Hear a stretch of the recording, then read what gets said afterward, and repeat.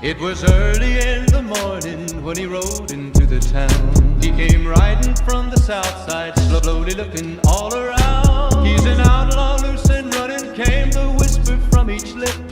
And he's here to do some business with a big iron on his hip.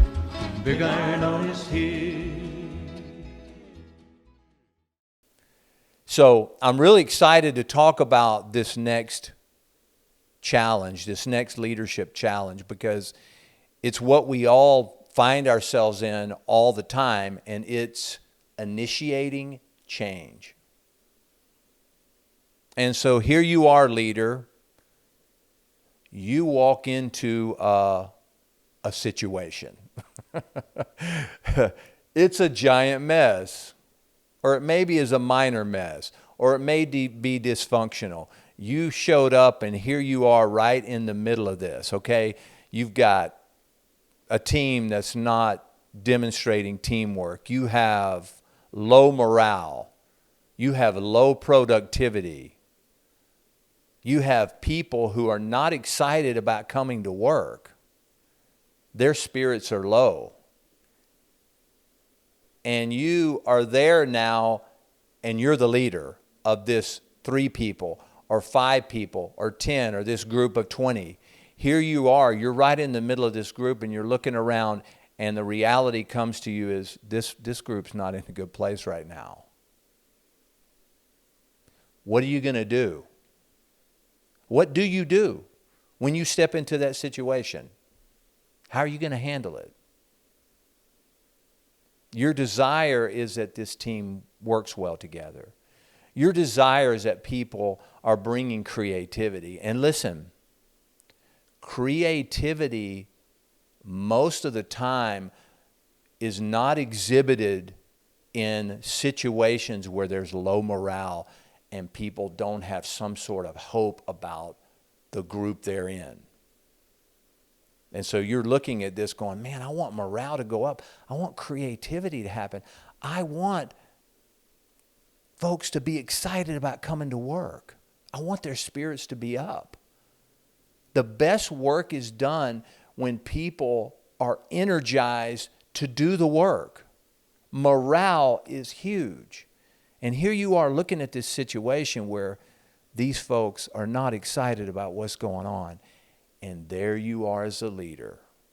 And this is why leadership was created. Because leadership has to do with the changing of the atmosphere. Leaders initiate. They change the human part of this from going the wrong way to going the good way. Managers manage and sort of implement the change.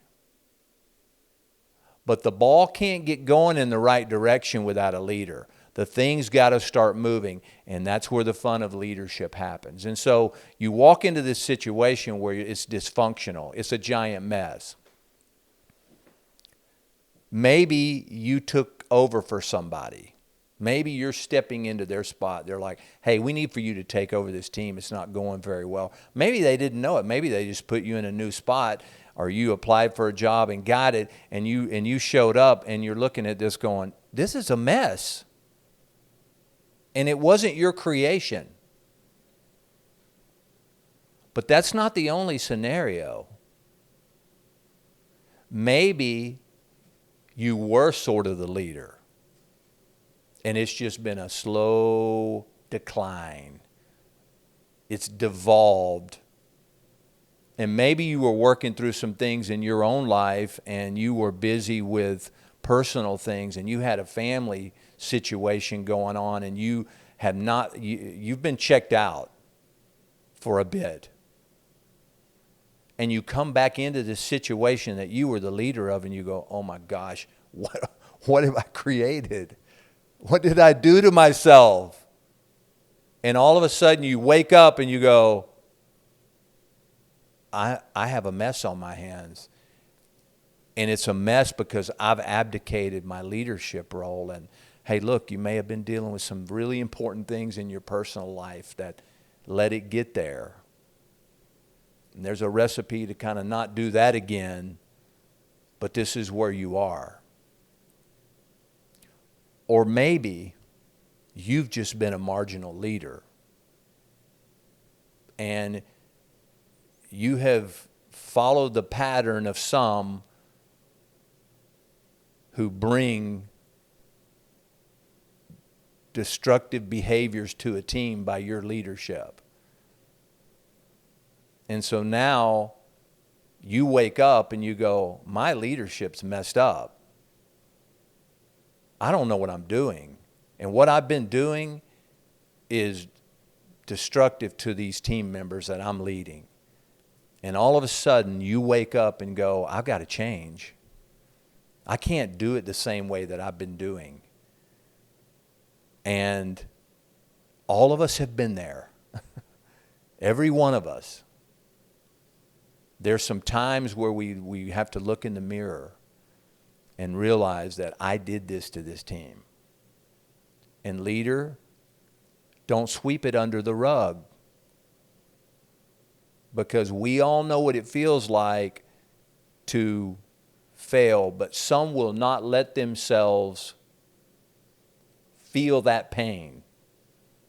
And as they say in counseling, the cure for the pain is the pain.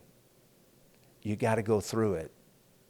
You got to look in the mirror. You got to know that, hey, I created this mess. Say it.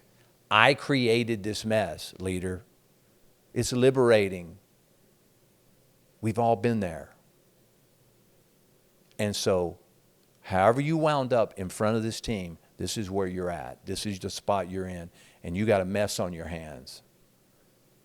And it's not going to change without leadership and without some courage. So here's the 5 steps of how to begin to move this ball the other direction. Number 1, I like to say this a whole bunch. Define reality. Number 1, define reality with yourself, leader, with you, with me. It is hard to do this. I've had to do this so many times, but it's when I feel God most. Is when I go, I missed it. I led this to this. And so we're going to talk a little more about that. But say you just showed up and you're not that person that led it there, but now you showed up in the middle of this team that's dysfunctional. Okay, there's 2 parts of this. You got to look in the mirror too. Because every single time that we step in for somebody else, we're always going to see the faults and failures of that leader who was before us. And sometimes, guys, they're really destructive. But it's the moment, leader, if you're stepping in behind somebody, it's the moment where, look, you can be honest about what you find. Just don't be judgmental about it. You don't want to wind up with the person sitting on the high horse because we all make mistakes. And so you got to look in the mirror and have a little bit of grace and go, you know, yeah, some things could have been done different, and there were some leadership mistakes done, and it doesn't mean that you don't have to acknowledge them. But it's your moment to have grace, and it's your moment to be thoughtful and to get your composure. If you step into a dysfunctional giant mess of a team, group, leadership, church, whatever it is, get your composure. Don't turn into a Pharisee judging everybody. Turn into the person who's going to be graceful and understand we got all kind of situations where the person before us didn't do a great job. So get your composure together. But the person in the other scenarios where they created the mess, you got to look in the mirror and you got to define reality, and you just got to be honest with yourself. What led us here? God, what did I miss exactly? Why was I not in tune with where I needed to be? Don't let it be shame-oriented. Let it just be honest-oriented. You're an incredible person. You're a great leader. You're going to be all right. You're going to get there. This is part of getting there, defining reality. Be honest with yourself about the situation, because you cannot get the ball rolling in the opposite direction. If you had a part in it, if you're not willing to humble yourself enough to go to yourself in the mirror, I botched this one. It was Byron Copeland who did it. I can't blame anybody else. And maybe there's other people to blame. But if you're the leader, you can't blame anybody else. It's got to be you. That's what great leaders do. They look in the mirror first, and they diagnose it. Years ago, this has probably been, I was probably late 20s. I was a youth pastor, and a young guy came and started working with me as a volunteer. And he was a professional guy, but he came and volunteered as a youth leader. And he just kind of became my buddy. I mean, we work really close together. And this young guy was sharp. He was creative. He had drive. He had energy. He was a little edgy. He was a little too edgy and a little extreme. But, man, there were so many good qualities about him. And occasionally he would cross the line and do something a little crazy. And because I was insecure and I lacked courage, I failed to coach him. I failed to put words to the way I felt when he crossed the line or he was just a little too radical. And I could have said it in such a nice way. Hey, these are strengths, but you got to work on this. And hey, do you mind if I add a little accountability? Listen, I'm telling you, because I knew him, he would have been like, please coach me, because I've never been coached in leadership.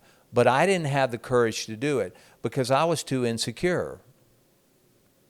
And so I let this situation go for months, for many months, probably a year, probably over a year, probably a couple of years.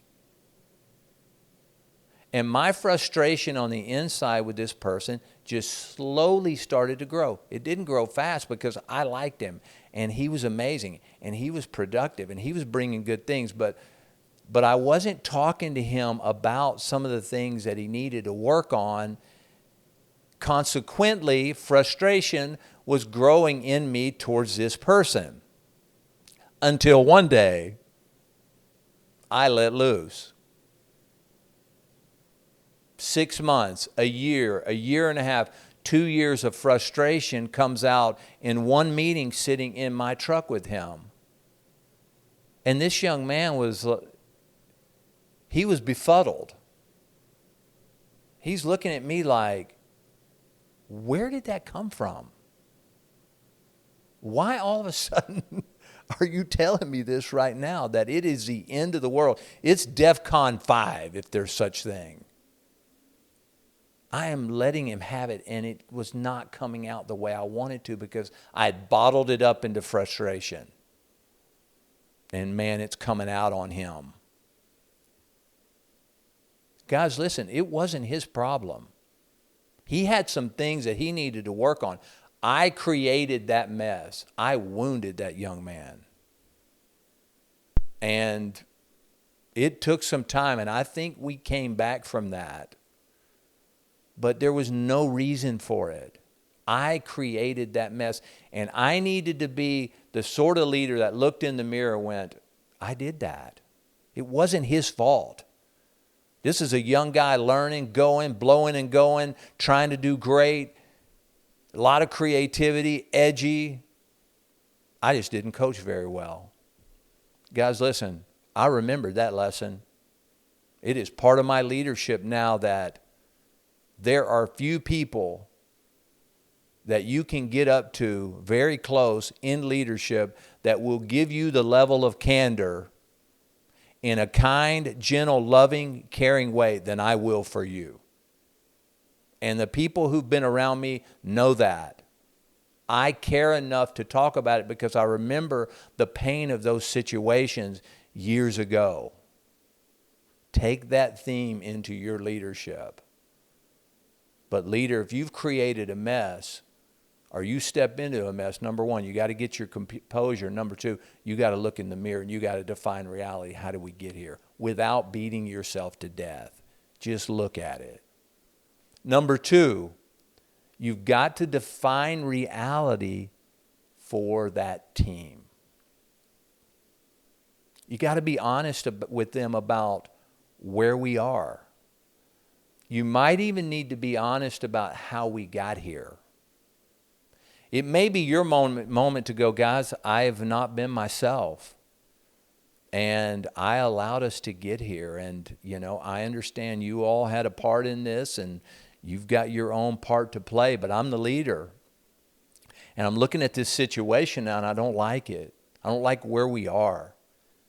I don't like what I see in this team, in our productivity together and the way that we treat each other. And so you sort of give a state of the union about where we are. Here's where we're at. This is what I see. This is what I sense. Now, guys, listen. This is really important. If you mischaracterize in that moment, if you mischaracterize, leader, where you are, it's going to hurt you worse.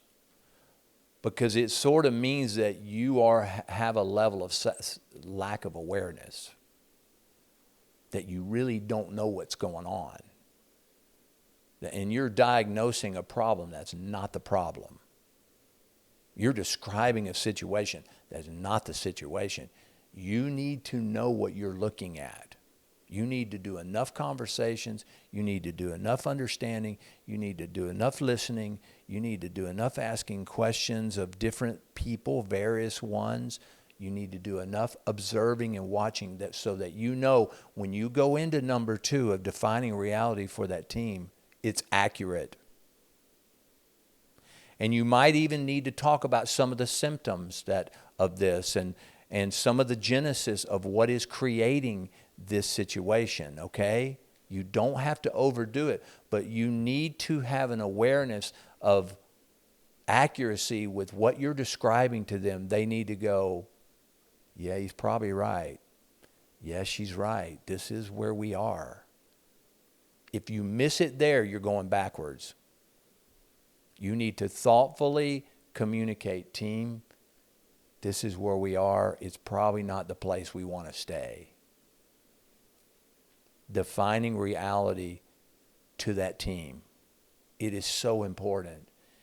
And again, in that conversation, you might need to talk about your part in that.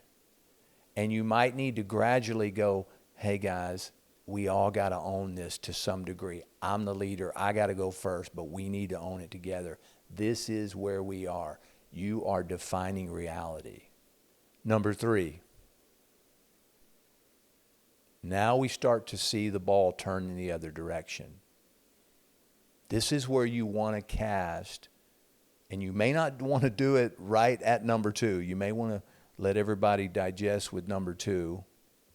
You don't have to, but you might want to, and you want to talk about number 3. Number 3 is generally casting a new vision of where we're going. Hey guys, it may be hard for you guys to believe because y'all been living in this giant mess for a while, but we're not staying here. We're not staying here. I'm not going to let us stay here as the leader. Let's go to somewhere good. And I know that trust is low right now, but I'm going to start casting a vision about where we're going, and it's going to be good.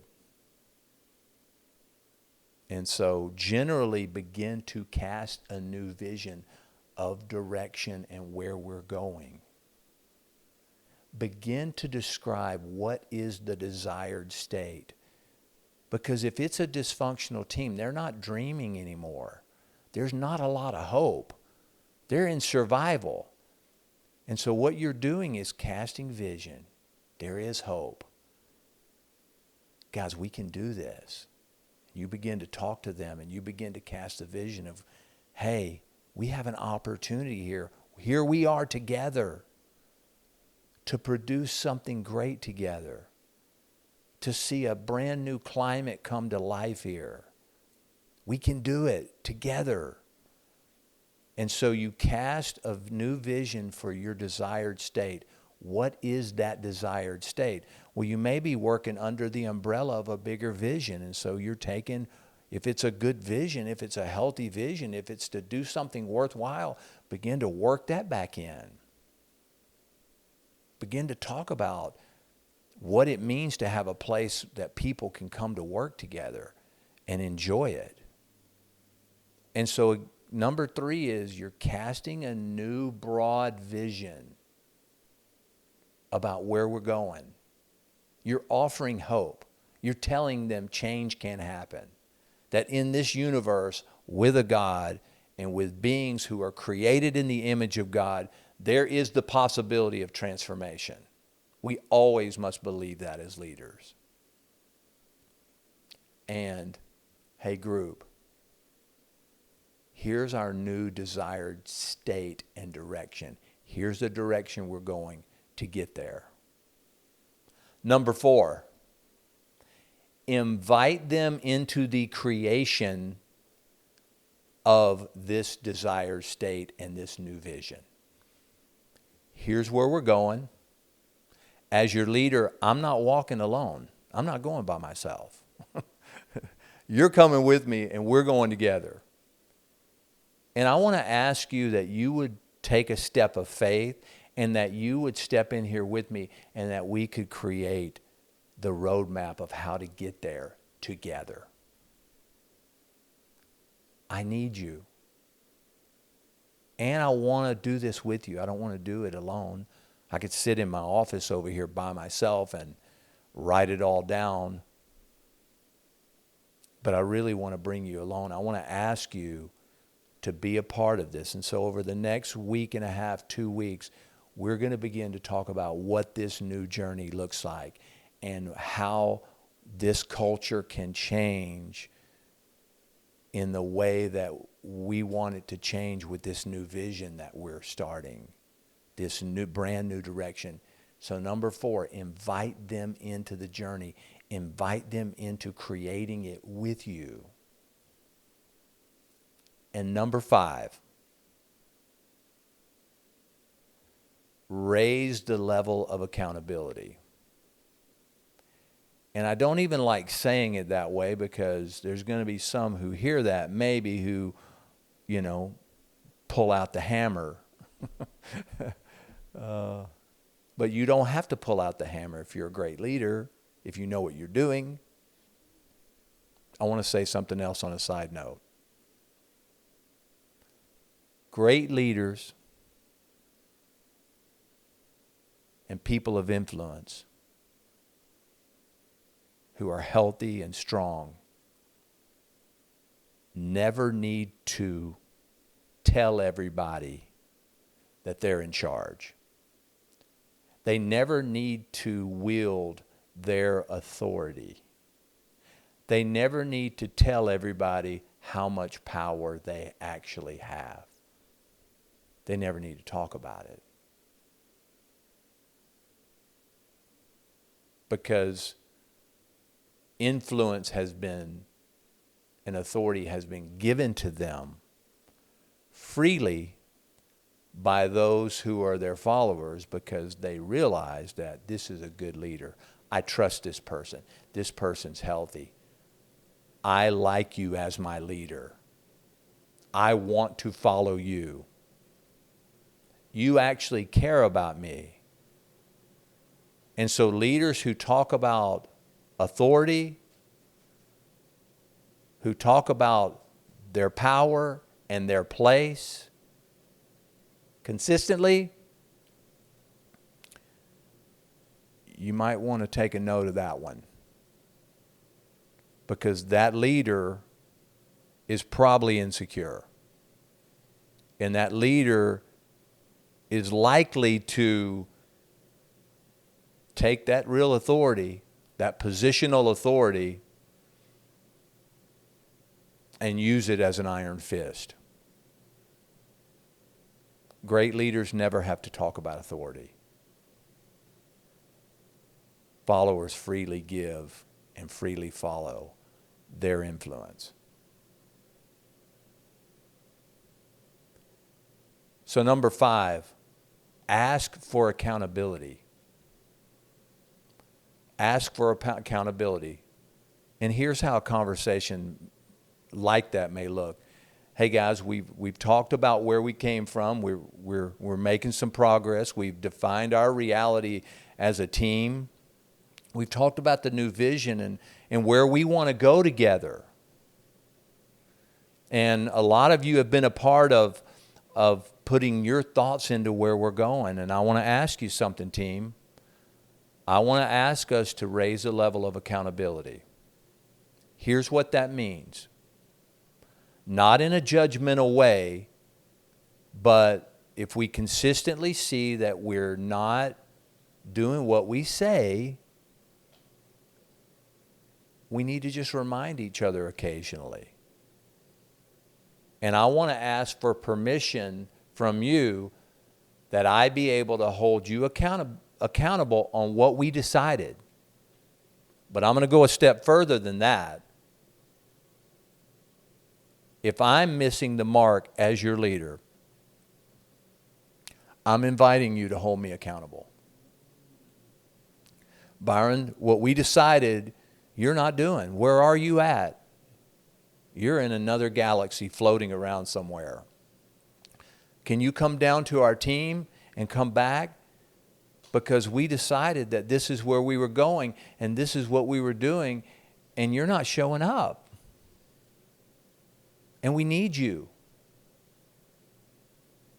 And team, what I'm saying is a scenario like that, I want that scenario.